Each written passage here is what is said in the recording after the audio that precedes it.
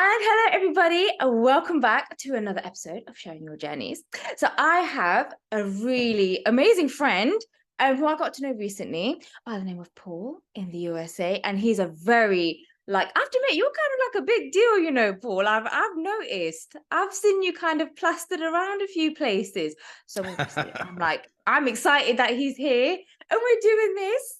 So I'm not going to waste any more time talking because I'm going to pass the floor to you, basically, Paul, and tell me everything. How did you start this amazing hosiery journey that you're on right now? The amazing hosiery journey. Yeah. Yeah, well, it is a journey. My story is, I think, typical of a lot of guys. For me, it all started, kind of the short version is, it all started when I was young, and I discovered when I was a kid, I discovered like, oh, I really like wearing these. I really like the way they feel. Yeah. I think I must be. I swear I must be someplace on the autism spectrum because I'm very tuned into like textures and tactile sensations, things like that. I really appreciate stuff like that, and I pay a lot of attention to things like that. And so I just loved the soft, silky feel of them, and that just really got my attention. And so, but growing up in a Western, well, really any culture, it's a very shameful thing for a boy to wear girl things, Yeah. So I get that. Yeah. So that was my deepest, darkest secret for many, many years. And I mean, like I said, kind of the short story is over the years, I had a lot of really cool experiences where I brought that out into the open in my life. And, one of the things growing up, I always thought it was really strange that there's this piece of clothing, this thing that I like to wear that feels so good, makes me feel good in my skin, and girls are not only allowed to wear it, but oftentimes encouraged to wear it. But as boys, we get punished for it, And I always felt like that was BS. I always felt like, I've always liked being a guy. It's never been like a girl envy thing in terms of like wanting to be one. I love my male experience, but I always thought it was kind of bullshit that we couldn't also enjoy some of the same things. But I didn't really know how that would come together. I had no idea how to synthesize that, how to make it make any sense. But eventually it did. And here we are. Here we are, looking incredible all the time. Honest to God, it is like every time I see your Instagram or like when you pop up on my feed, I'm like, yes, Paul is looking like just spot on. This blows my mind. You blow my mind, Paul, when you do stuff like that. Honest to God. Thanks. But this is what I mean. It's like I see this sass, I see this class, and it's like it makes me smile. And I think it's really nice. Like my biggest thing I always say to people, it's really nice to see men who own it because it says, one, a lot about them and their confidence. But two, it's like one thing I've definitely noticed is, especially when I talk to a lot of people who are just starting their hosiery journey or they're quite privatized about it, it helps them as well to think, God, if he's doing it, I can take steps to get there at some point as well. So, oh yeah. But honestly, Paul, you're something, you know that. I'm just trying to have fun. Look, life is short, and I realized one day that I realized how short life is. I mean, think about life. Think about an optimal lifespan is probably about 85 years. That's 85 laps around the sun. Think about, could you take your best friend out to dinner for $85 tonight to like a decent restaurant and have a few drinks? No, you can't. Like 85 of anything is not very many. And of those 85 laps around the sun we get, only, the first 20 aren't worth anything. And oftentimes the last 20 aren't worth anything either. And so you're left with that middle 45 that you can really get anything done with and like really, really live 45 laps around the sun. And I got thinking, like, how awful would it be to be a little old man someday and be laying on my deathbed 5 minutes from the end and to realize, oh my gosh, there are these things I wanted to do and be, but I didn't because I was afraid of what people would think. Yes. That would be awful. But on the other hand, you know, to be able to lay there and know, hey, I tried this and I tried that, and this was successful and that was amazing. And this other thing I tried was a fucking disaster, and it'll be hilarious because it won't matter at that point, you know? Yeah. And that'll be a really happy moment. Yeah. No, I get that. And actually, you know what, when you put it like that, and it makes so much sense. And it actually kind of hits you to be like, wow, yeah, like in this case, make those 45 years count. Yeah. Wow. Yeah. Yeah. Oh God, yeah. Yeah. Damn. Yeah, oh God, you got me thinking there, like, geez. Oh Lord. Gosh. Well, and I mean, it's not, on one hand, it's kind of a heavy thought, but on the other hand, it ought to, well, for me, it brings me to a playful place. Yeah. You know, Yep. It's heavy and light all at the same time. It's heavy in the sense of this is all going to come and go, and it's light in the sense of like, so let's show up, let's be here, let's enjoy this, let's enjoy this thing we've been given, and let's drink it up as much as we can. You know, so yeah, I get that. I fully get that. So let me ask, so what's life like for you now, in the sense of, you just, you know, obviously, because I can see the fact that you're super, like, it shows the fact that you're super confident and basically living it up. And I just wanted to ask, what's it like? Have you ever come across any sort of moments where you're kind of, maybe not doubting is probably the right word, but you're probably just a little bit sort of, you're having sort of like a down day, in the sense of maybe you might have heard a negative comment or something, or in terms of like your mental health, have you had days where it's like, oh my God, like what the F? Just talk to me a bit about that, just because it's nice to hear things like that in a sense, especially from someone who portrays himself like, especially the way that you do. Oh, absolutely. And that's such an important question. I mean, make no mistake, I have those kinds of days all the time. All the time. Yeah, like I think in the final analysis, life is going to end up being about 51% good. You know, like like a near majority of days are really challenging. And yeah, I have doubts all the time. I mean, I have weird voices in the back of my head, and one of the things that I've had to learn to do is to learn how to differentiate between the voice of fear and the voice of my intuition. Yeah. And because they're different, sometimes they mimic each other, you know. But one of the things I want people to know, I think a lot of people have this misnomer that like, oh, I just must have this like perfect bulletproof confidence all the time. Look, like bravery isn't the lack of fear, it's acting in the existence of fear. Yes. You know what I mean? And I see guys, you know, in this little realm we exist in of dudes who like to wear ladies things, you know, who are always like, oh, I just, you know, I want it to be easier. I see all these guys that have this draw to dabble in the ladies section, you know, and they start asking for permission. They want society to make it okay for them. They want society to make things genderless. They want society to get into this widespread acceptance of this thing they want to do. And my message is, you're asking the wrong questions. You know, it's not about asking for other people's permission. Like, I have to give myself permission to do this by the way, I don't dress like this every day. I don't. Oh, damn it. A lot of, okay, actually, no, Soni, I dress like this every day. I do. Thank you. Every day. Yeah. If only. Just for you. Yeah. Which, by the way, little tangent here. Let me switch camera angles one more time. I have to say, little tangent here. I'm wearing some of your hosiery today that I just ordered, and they are delightful. So oh, I'm so glad. These are the seamless, and they're just really fantastic.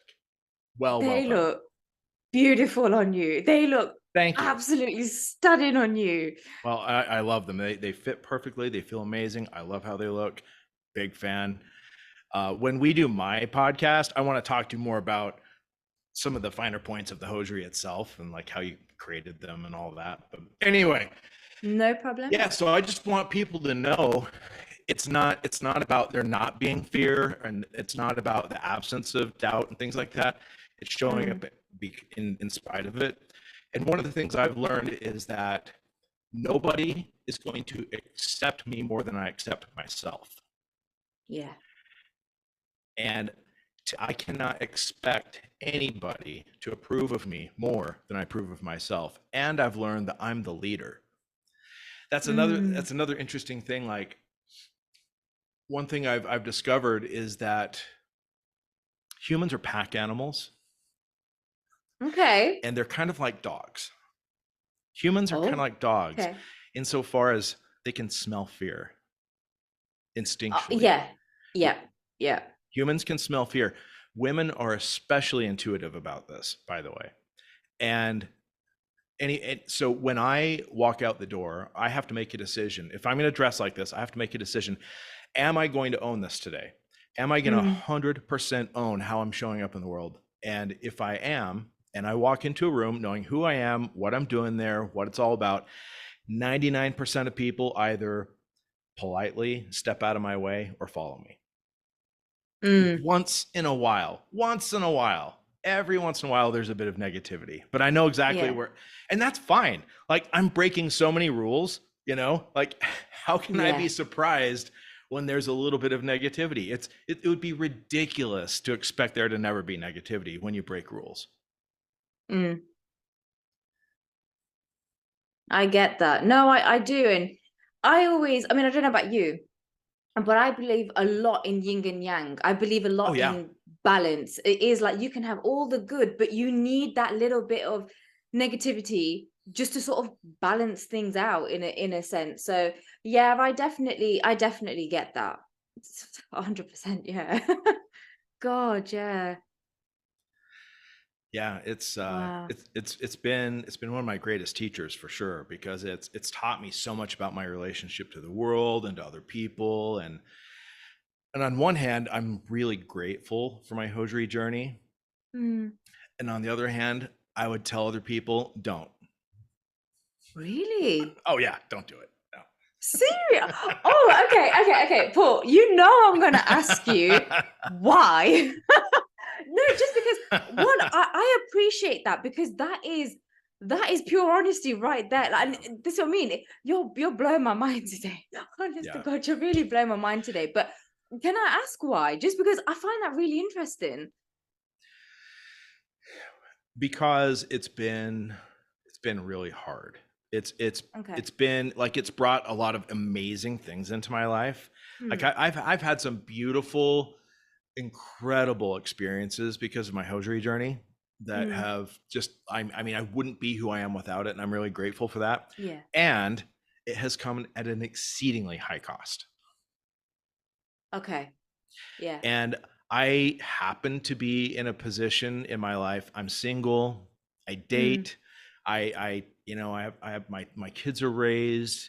I have a pretty simple life. I have a very low consequence life, basically. Okay. And the place where I work, they love this about me. I have a very low stakes life, and most people don't. And so I want to like set a proper expectation. And the other thing too, if you want to go real deep. Oh, go for it. Okay. I think that for the most part, I think that the guys that are really, there are a lot of guys that are really, really hell-bent on this, on like wearing ladies things, wearing nylon panties, whatever. This is going to sound harsh. I think you probably would do better to take the money you were going to spend on shoes and dresses and things like that and like go to therapy. I think. Okay. I think that would be a power move. And talk it through with your therapist and see if you can get to the bottom of what's really driving it for you. Everyone's Mm. different. Everyone's different. Everyone comes at it from a different angle, but I think it would be worth, because there's always like, anytime you want to break some rules, there's something going on there. And there's nothing wrong with there being something going on there. I believe it's really important to be clear about what it is. Yeah, I get that. Because I think being clear about what it is one of the things that allows me, and could allow you, our fellow listener, to do it with confidence and to walk out the door and to own it. Because if your real reasons are lurking around in the back of your head and you haven't like really looked them in the eye, and you're not in like a real conversation with the shadow stuff that's going on, you're not going to have the confidence. You're not going to get respect from other people. It's going to be scary all the time. And you will probably attract negative experiences from it. Okay. Right. I see your point. Yeah. Okay. I see your point. First, I was like, oh, damn. But I get it now, actually. Wow. Oh, God. I don't think I've been left speechless for a while, you know? Oh, my. No, but do you know what? I'm glad. I'm actually glad, because one, it's something you know what, honest to God, Paula, I've never heard that. I've heard of obviously people going to therapy to figure stuff out. I totally 100, and I back that. Like, I'm so pro like counseling and therapy and seeking help. It's not like you've got to have an issue for it. It's just to learn more about yourself, learn the deeper things about you. But I've never thought about it in that sense. But it makes sense. It does make sense. And I know obviously a lot of people probably will agree. And I know naturally there will be some people to think, how dare he? Why would he say that? What the hell? How dare you? One of my favorite phrases. Have your opinion. But it is just, I do understand where you're coming from. Now that you've sort of mentioned it, because first I was like, what? Yeah. But no, now that you've explained it, I get that. And actually yeah, I think that's actually a pretty good move to do. Wow. Yeah, Oh, I mean, yeah. I see a lot of really confused people out there that are like frantically, you know, they're clear about, and let me just say something. If you can spot it, you've got it. I've been through all this, you know, like this is an old road for me. And I think I didn't go to therapy. I have another practice I use every day that gives me incredible amounts of clarity that I've been doing for over a decade. That has been kind of my substitute for therapy. But I do think if I'd had a great therapist, I'd be further ahead in my life. And the thing about a good therapist is I think we all need somebody who will tell us like reflect things back to us without an agenda and without too many biases, you know? Yes. And will help us tell the truth to ourselves about what's going on. Yeah, I get that. Yeah. Yeah. And so that's really what enables me to go out and do what I do and have it work out so well and have it be such a positive experience. As I have that all worked out. I know exactly what's going on and I have no questions, and I'm grateful for that. But it's been a very, very long and tedious, difficult path. Yeah, it sounds it. I don't want to delve too much. That's the thing. But it is. But I can tell, like, from the way you're speaking about it, it has been a pretty, I would say incredible, but as well as a challenging maybe, and just to get to where you are in a sense, because you sound so switched on. And when somebody sounds so switched on, you know there have been bumps in that road to get there. So I get that. Yeah. Wow. Yeah. God. Okay. So no, it's just honestly, I want to call this episode like Paul blows my mind. Because that's all you're doing. But so I do want to ask, because obviously I know this is from a lot of the conversations that I tend to have with a lot of different people, and as well as obviously some of the comments that people tend to sort of pop onto like YouTube mainly as well. Right. You obviously mentioned the fact that you've got kids, It's obviously it's entirely up to you if you want to delve into your previous life in that sense. But you know, in terms of your kids, I'm going to kind of put kids and you wearing hosiery. How did that go? Well, I should start out by saying I know my audience, and I'm gonna burst your bubble again. I don't dress like this all the time. You know, like Tended to hear that. For you, Soni, I do it. But I don't really. For everybody else who isn't in denial. Right. For everybody else, no. I mean, this is, it's like you don't wear sweats everywhere you go, or you shouldn't anyway. You know, you don't wear a suit everywhere you go, or you probably shouldn't. You don't need to. So anyway, yeah, I never dress like this around my kids. They see it online all the time. Like they've grown up seeing pictures of me like this. And, you know, many years ago, I talked to them about it. I'm like, hey, what do you think about this? And, you know, one of my daughters was like, well, I mean, as long as it's authentically you and it's not just some attention stunt, then that's fine, you know? And I thought that was a keen answer. And my other daughter was like, well, no, it's cool. I like you in pants a little bit better, but it's fine. You know, it's cool. Oh, bless, okay. Can you stop asking me now, please? So, yeah. And it's just, how do I say this? Like, we don't ever really talk about it because there's nothing really to talk about, you know? Yeah. It's kind of like, I never talk to my daughters about their shoes. Oh, yeah. It's just their shoes that they wear sometimes, you know, and I don't really care, you know. So it's kind of on that level. Yeah, I get you, because thinking about it, because it is once again delving into a conversation I actually had the other day, and I think it is that whole thing of I'm not trying to go swings and roundabouts with my words because I tend to do that a fair bit, in the sense of, because if we're trying to make hosiery just in a sense a genderless item, it should just be like any other clothing, like you say, like shoes. It's just normal. Do you know what I mean? Compared to some people who can make it such a big thing to talk about with their kids, and that's completely fine. Like I think that's completely fine if that's what you want to do. But then I suppose the other end of it could be like, well, just a piece of clothing. Like, why is it such a huge deal? Like, do you know what I mean? It's there's something I want to touch on here because I think there's something in the shadows here.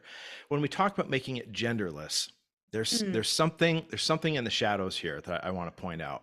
Okay. And are by any chance, are you much of a Madonna fan? Not much. I don't know much about her. Okay. I think she's cool. Okay, yeah, she's gotten very weird lately. Yeah. I prefer the previous Madonna. Oh, I do too. Yeah, all day long. My Madonna is like, you know, 2000 to 2010. You know, like that's yeah, and or in the 80s. I grew up on 80s Madonna too. But anyway, she has this song called "What It Feels Like for a Girl," and the lyrics are so interesting. And I'll even read them to you real quick. It's actually a spoken word piece from this from a movie called Concrete Jungle. Let me pull this up real quick. Oh my God, please do so. You've got me really intrigued now about this.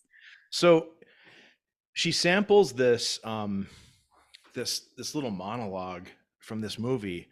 And for those of you who like Madonna, go check out the song. It's a really cool song. But it opens up with this monologue saying, girls can wear jeans and cut their hair short, wear shirts and boots because it's okay to be a boy. But for a boy to look like a girl is degrading because you think that being a girl is degrading. But secretly, you'd love to know what it's like, wouldn't you? And yeah. So here's something I see. Instead of trying to take all these women's items and make them genderless, how about men? How about we just get okay with wearing women's stuff? Can we do that? Can we be okay with saying like, yeah, like I borrow from the ladies department here and there. These are women's heels and I like them. These are women's nylons and I like them. Next question. Like this whole thing about trying to strip women's from it, I think is actually a bigger part of an overall unintentional but distinctly clear war on the feminine in Western culture right now. Like I think it's kind of messed up for guys to be so afraid to be thought of as feminine that we have to like strip that designation away from a thing. You know? I mean, you look at some of the greats like Prince and David Bowie, you know, these were extremely powerful masculine figures that unabashedly borrowed from the ladies' closet here and there and would incorporate these items in. And call it gender bendy, call it androgynous, call it whatever, but I'm confident that both of these guys pulled way more. Like we're very successful with women, and women across the board held them both as like incredible sex objects, you know? Yeah. And so what I want to say is I think that trying to remove the women's designation from things is a chicken shit move. I do. I think, guys, we need to man up and say, yeah, man, I like to wear some women's things. What about it? Wow. That's what I mean. But I don't, you know what? I totally get you. And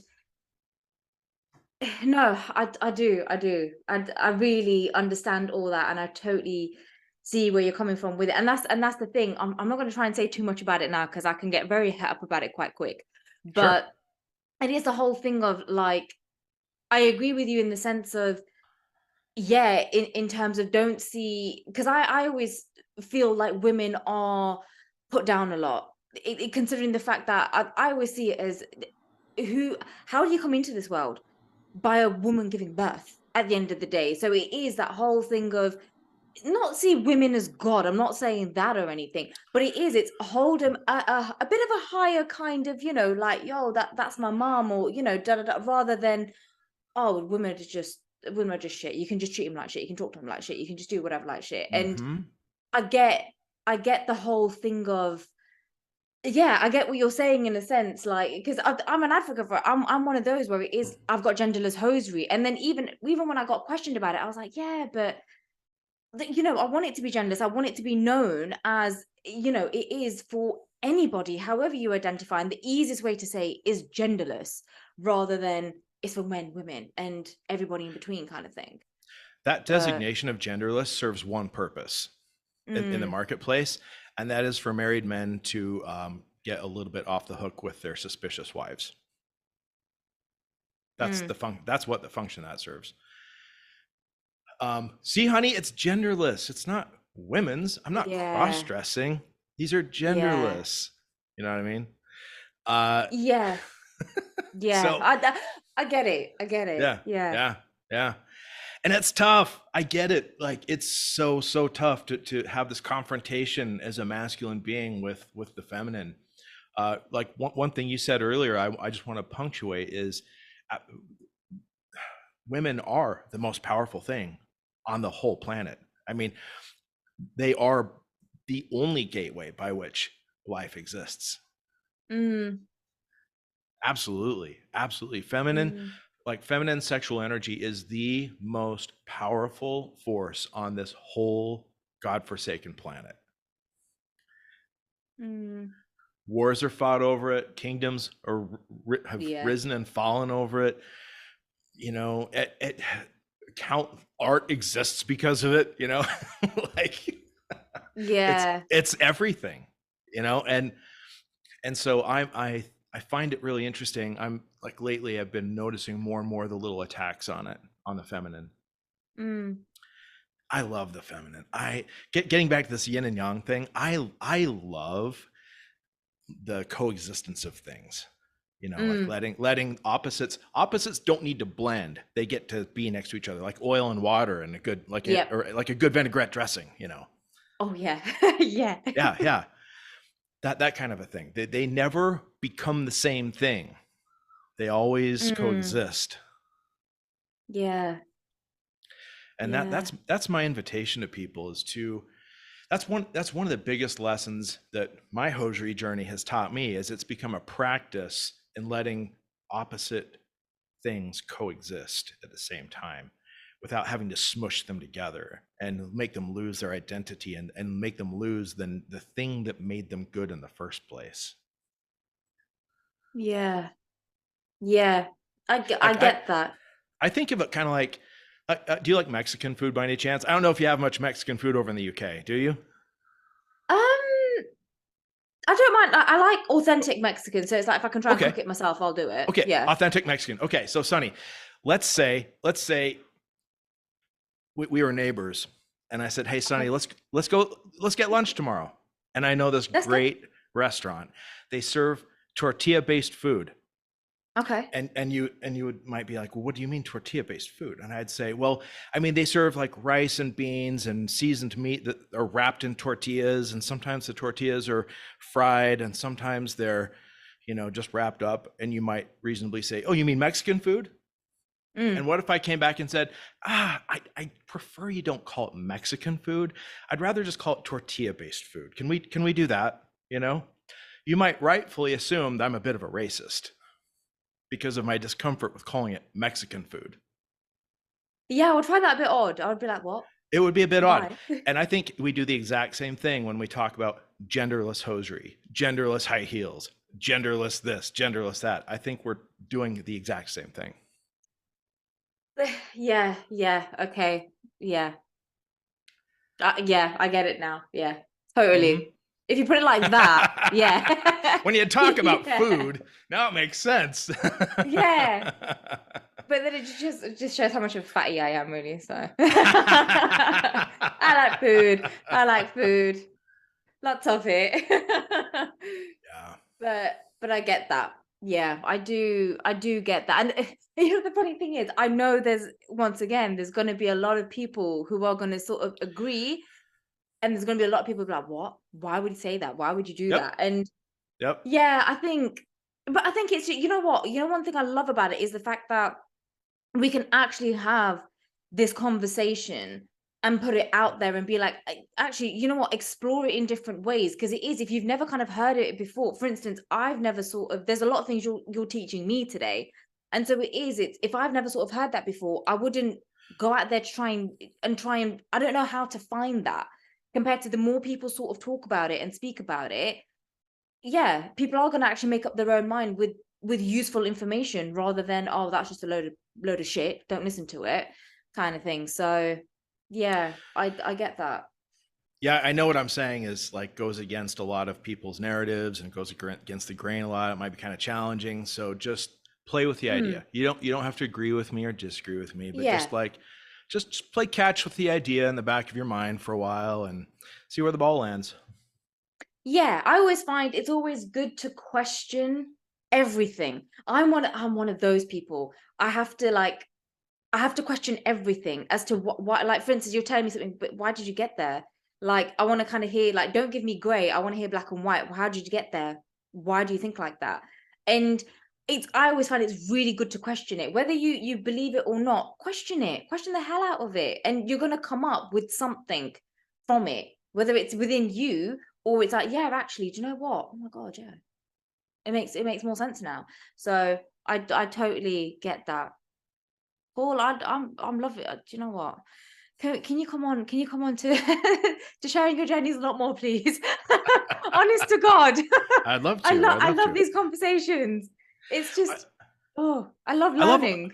I love what you're doing too. I love that you. I mean, you've got this, and this is something I can't wait to dive into when you come on my show. But I love that you've created this thing, this little life or career or whatever, where you have your own hosiery line, and then you do these podcasts and you give people the opportunity to tell their stories. And I think that's really, really important, like giving people space to tell their stories, because we're verbal creatures, and a lot of us do our thinking out loud, and there's something really powerful about saying the thing and putting it out there and then being able to hear it bounce back and receive feedback. And it can be thought-provoking in ways that just sitting alone in your thoughts never will be. Yeah, And so definitely. yeah, Yes. I love people that hold space for stories, and you do that. I think it's very cool. Thank you. Thank you. No, but I have to admit, I do find it, obviously I'll delve into it more um on your podcast, but I always find it's very important because I'm one of those people. It's one thing sitting with my thoughts, and then you either go down a rabbit hole or you can just go off tangent. But it is when you speak to different people, it's like I always believe in like a problem shared is a problem halved kind of thing, and that's kind of stuck with me ever since I was a kid. And I do believe talking helps. Hence therapy, hence counseling. There's such a stigma around it, but actually, all you're doing is just talking, and to someone who's not going to judge you, who is actually going to be there for you and listen to you, and actually make you reflect so much more. So yeah, I always. I love it. I love talking though as well. That's another thing. Really? I love talking and I love I never connecting. get. I So didn't get that. oh, didn't you? Oh, No, well, no, now I you missed know. that part. Yeah. Now you know. But yeah, it is just I love what I do. And especially the fact that when I did first start this, it meant a lot to so many people. And the fact that it wasn't as big as it is now, I've noticed it's increasingly just come out more and more. There's so many more things out there. There's so many people like piping up about it. There's so many people being more confident with it, which is brilliant. At the end of the day, I always promote Yeah. and stand by just be your true self, be your true authentic self in whatever you do. And Absolutely. yeah, and it is just it's come such a long way now, and it is just it's beautiful. It's such a beautiful thing. I love it. I can sit here the whole day and just and tell you all the good things about it, but I'm not gonna because it's your time, Paul. No, no, That's this what is this this is. is your Your show. time. This is your. I can't wait to hear But those things, though. I know that as being on your end of things, you've heard. I know you've heard so many things, and you've had some mm, incredible insights. I can't wait to talk shop and compare some notes and hear some of those oh yeah, stories. That's gonna be oh so good. yeah, Yeah. yeah. Which, But don't by worry the for way, everybody. don't know if you guys have picked up on this, but we're gonna do another podcast, but she'll be on Yeah, my show. yeah, we've mentioned it a few times. Yeah, Yeah. yeah.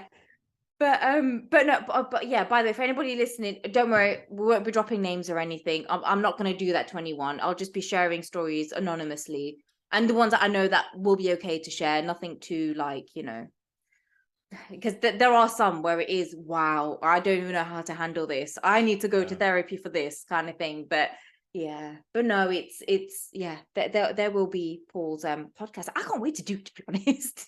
It'd be really cool. It'd be really cool. Yeah. But oh yeah, but what I did want to ask you, Paul, actually, because Sure. I'm trying to get back into asking everybody this. I sometimes slip, so I do apologize. But one thing I do like asking is people who do come on, because obviously we're going to have a lot of different people watching this, male, female, whether on their hosiery journey or not. Um, Right. just a message that if there's anything you could share with the people out there, like your message to the world, what would it be? If you don't mind sharing it as well, because I know some people don't like to, so that's fine as well if you don't want to. No, no, 100%. I mean, I already have, but I'll just punctuate it again.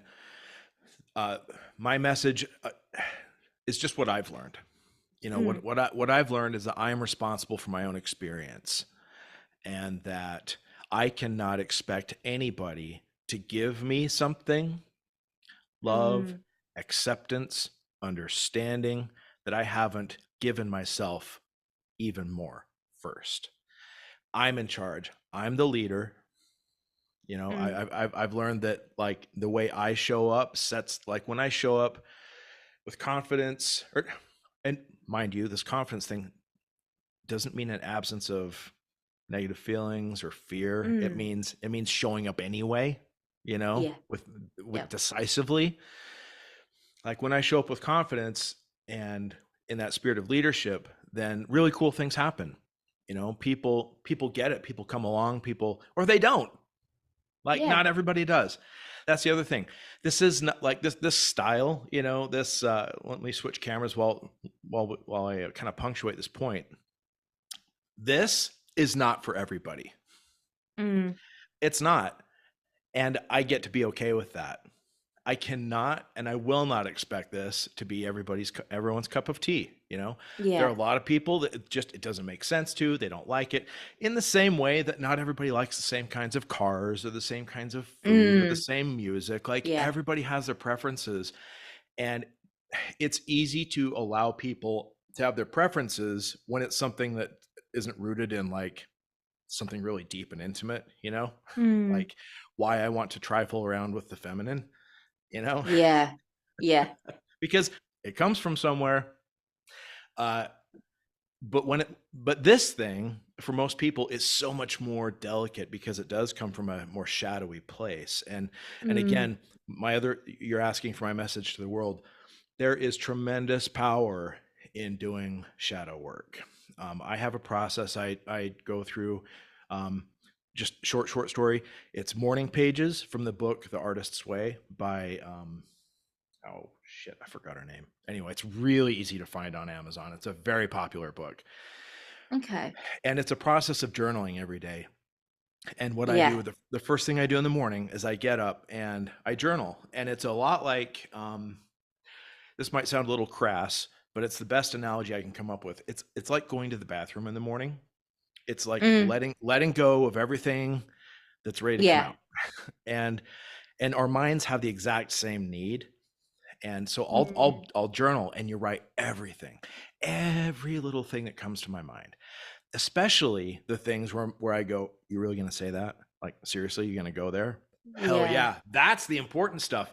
And I let it all out until I have that mental feeling of like, I'm done. Okay. And then you destroy it. And then you destroy the pages, because it's important to know that no one will ever see it, so that you can learn to tell yourself the truth, the whole truth, not 99% truth. 99% truth is the worst lie you'll ever say, but the whole truth. And in doing that, that's been one of my main tools for developing as an artist, as a human being, as a dude who wears nylons and heels, like that's been so essential. And the demons in the shadow, they never go away. But kind of like a coworker that you don't like, but you have to work with, you get into a working relationship with those demons, they're always going to be there. They're retiring there. They're not moving on. Okay. It's Karen from accounting. It's such a good analogy. So you might as well at least figure out how to have a decent working relationship with Karen from accounting. And you don't have to like her. You don't have to invite her over for dinner, But it does behoove you to understand who she is and what her voice sounds like, And same with those demons. And in doing that, it's opened so many doors and so many possibilities. And so, I just spit out a whole bunch of stuff when you asked me for the one thing, my one message. It's cool. Do you know what? I'm just sitting here like, wow, like mesmerized by it, because it's just, I, for one, I'm a big advocate as well for everything, just for everything here. But mainly for journaling. I do think it's such a great thing to do. And it's an alternative as well to be, if you didn't want to go to therapy or counseling, and it is just, look, do you know what? You've got so much up there that, that people deal with on a daily basis. And it could be anything, could be anything and everything. And but especially if you are dealing with being a hosiery wearer and being really private about it, or being, or you're in such a conservative kind of upbringing that you can't do it. It is just, I find writing things down as well to be incredible and such a great release. So absolutely, that would be my invitation to the hosiery wearers, to the guys, or anybody, whoever. Look, whoever's listening to the show, we all tend to have a thing that no one knows about, or that we wish we could be more out about, whether it's that you like to wear hosiery, or that you're going to change which party you vote for in the next election, or you're going to make a career change, or whatever. We all have a thing that we're kind of afraid to like put out there all the way, So for those of you like the Hosiery Guys, this is a great opportunity. I invite you to begin journaling about it every morning, and destroy the pages when you're done. but like tell yourself the real truth about why you want to do it, what you hope would come from it, like go deep, tell all the truth, say everything, even the stuff that starts to feel weird. Like when it starts to feel weird, that's when it's getting good. Yeah. Yeah. Yeah. And let this fascination you have with something that's out on the fringes become one of your greatest teachers. That's what it's done for me. And yeah, so I invite you all to do the same thing. And again, that book, The Artist's Way, you can that part on morning pages changed my life. I think it'll change yours too. Do you know what? You've convinced me that like I need another book. I have so many, but I need to get this book now. It's really Honest to good. God, it sounds really good. And especially if you don't know much about journaling as well, because a lot of people I always find even when I've tried to first start doing it, I find it quite overwhelming because you don't know where to start, you don't know what to do, how much should I write? What about if it's just one sentence? How do I start it? Oh my God, do I do it morning and night? There's so many questions to it. So it's just one, obviously there's resources out there that will tell you, and you can even Google it. I think I've read an article on Google. But especially books, I always find especially if you're a bit of a bookworm, they really do help. Or just get in touch with somebody. Like, obviously, I know Paul would be more than happy to. I'm definitely more than happy to speak to people. Yeah, if you want to talk journaling, I would be happy Yeah. to share what I've learned and to kind of give you pointers. Yeah, you can for sure message me on social. I'm happy to pass this along to people because I find it to be so powerful. And it's so simple. It's like so simple and yet incredibly challenging sometimes because I've found myself saying stuff where I'm like, holy shit, really? That's what's really going on up there, But in doing that and telling myself the truth, I gotta tell you, Soni, like in my life, those moments where I've dropped all the BS and just told myself the unvarnished truth about something, and made it as plain and simple as turning on a light switch, my life has changed a lot. Like sometimes overnight in those instances, I have found there's so much power in just telling myself the complete truth. Yeah. And yeah. No, I do agree. And they always say that the most simplest things are the most hardest things ever. Ever. And yeah, It I reminds totally me of get that. that Zen practice of drawing circles. Mm, Are you familiar with that? yes. Yeah, Yeah, I've there's heard of this. it. I've never done it, but I've I heard haven't of it. I haven't either, and I forget the name of it, but there's this Zen practice where it's this spiritual practice of just drawing circles and becoming very in tune to like trying to draw the perfect circle without lifting your pen up, and like how simple is that? And yet how hard is that, Yeah, so I tried like once and I'm like, I can't do it now. I don't want to do it now. I got so pissed off. I was like, no, this is gonna be for another day. Because it's also like because I'm quite a big perfectionist. I'm trying to hone it down a little bit. But this was when I was like at my peak. I was OCD, I was a perfectionist, I was like high level anxiety, and it was like I did it once. I was like, no, it's gotta be perfect. I can't do it. I can't keep doing it and failing and failing. And I was like, no. But yeah, it's just there's something about it. I think I definitely I think journaling is such a beautiful thing, and it's like how you said, and I think that's the thing that really hit me as well when you said it was being completely true to yourself and saying the truth to yourself, and I think that alone, oof, I think you can find out so much about you within that it's so it's like a lotus. It's just beautiful, and it's just like empowering and freaking scary, but the easy stuff, like no, just I don't know, honestly. Yeah, I've lost it now. Just journal, people. You're doing fine That's with what I'm it. gonna say. I'm going off on You're a doing so tangent. I'm good. trying to bring it back. That's why. So I was like, no. Oh, you've got this. You totally got this.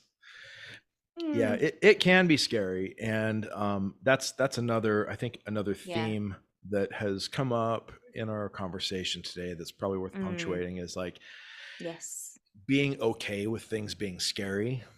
Yes. And that's again, like sometimes fear is there to tell us about a legitimate thing we need to get away from, Mm, and sometimes fear like there's another thing that shows up that feels like fear and sounds like fear and looks like fear, but it's not quite the same thing, and it can keep us from doing great things.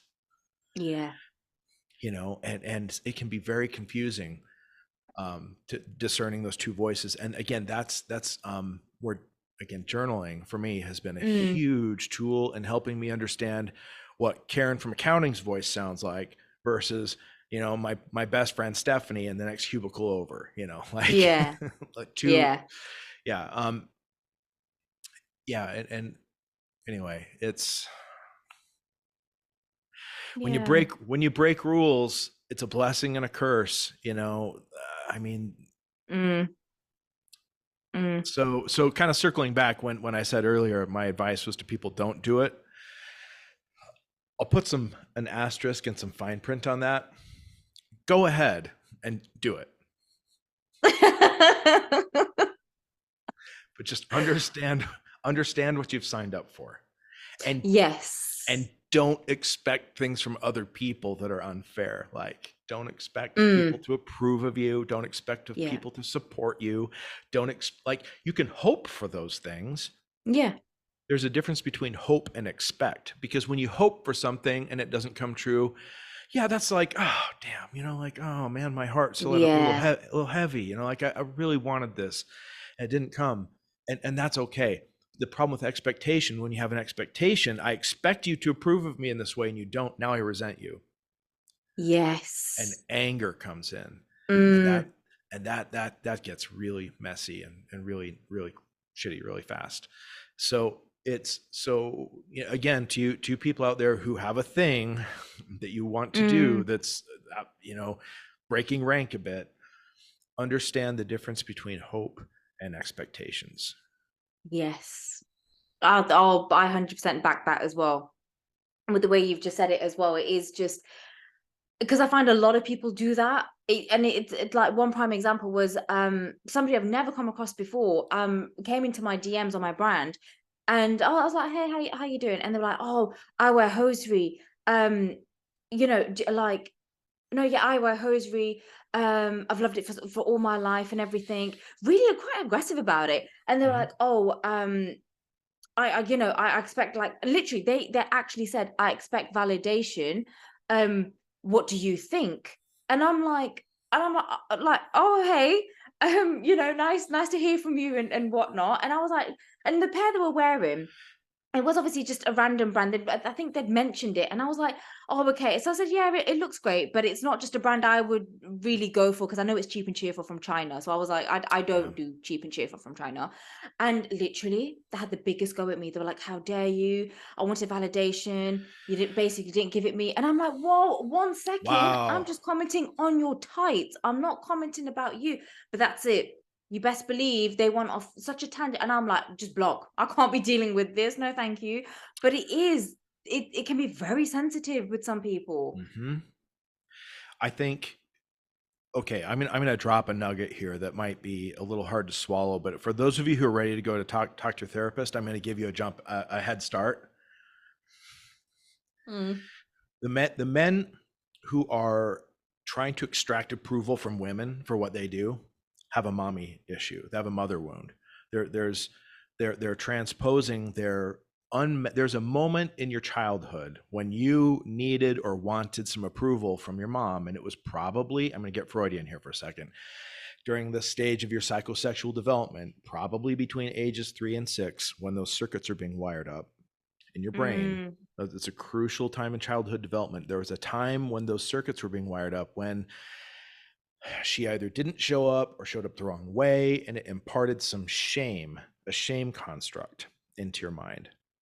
And so now, moving forward, what we tend to do, we tend to relate to other adults, especially adults we're attracted to. We tend to kind of project our unresolved parental issues onto them in ways. And so anyway, go talk to your therapist about why it is, see if you can get to the bottom of your unresolved issues with your mother, and that will probably change your relationship to wearing hosiery and the way you relate to other women about it. Wow. Oh my gosh. No, but wow. You Yeah. continue to blow my mind, Paul. You really do. These are just things I've observed, Yeah. and yeah, I Yeah. mean, like, and to be clear, like, do I have that? Oh, for sure. Yeah, 100%.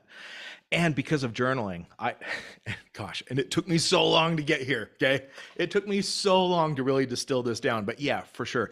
God bless my mother. I love my mom. She's an angel and she's a human being with her own flat spots and her own stuff, but yeah, for sure. When I was growing up, there was a time when I needed her. I was vulnerable and it didn't happen the right way for me, and yeah. And so that caused this thing.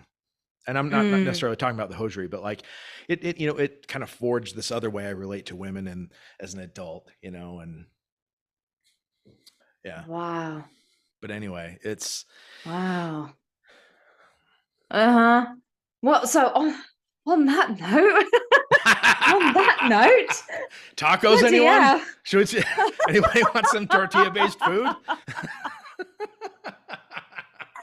Oh, lordy. Oh my God. Right, well, on that note, we're going to call back for a part 2. Yeah, I know. Speaking of dinner, you have some dinner to get to soon. Yeah, that I do. So Yeah. won't be tacos, unfortunately, but never mind. Never mind. What are you making? What are you making? No, I'm actually making sounds really boring. Please don't judge me. I just want comfort food. I'm having jacket potato with cheese and beans. Perfect. So I just really want comfort food today. There you go. Yeah. But normally it's really good Indian food, and I pride myself on good Indian food. Really? I would love to learn to cook Indian food. There is a you just got to use the right spices. Yeah. There's a phenomenal Indian restaurant just kind of across the street from my apartment, and it's one of my favorite things. I could eat it every day.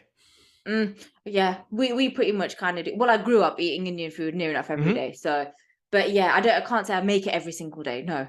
But yeah, no, you should learn. Honestly, it's all about the spices. That's what it is. It's all about using the right spices.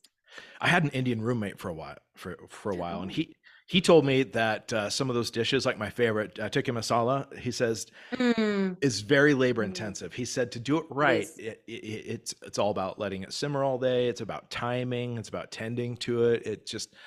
It's not something you just whip up in 30 minutes. Yeah, that one isn't, unfortunately. Is that true?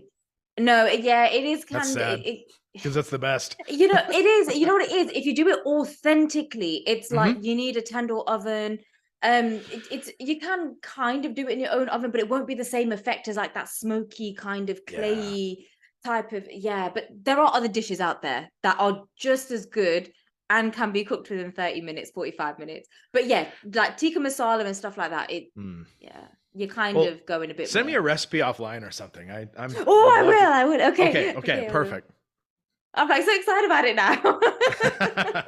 I love to cook. Oh, I know, me too.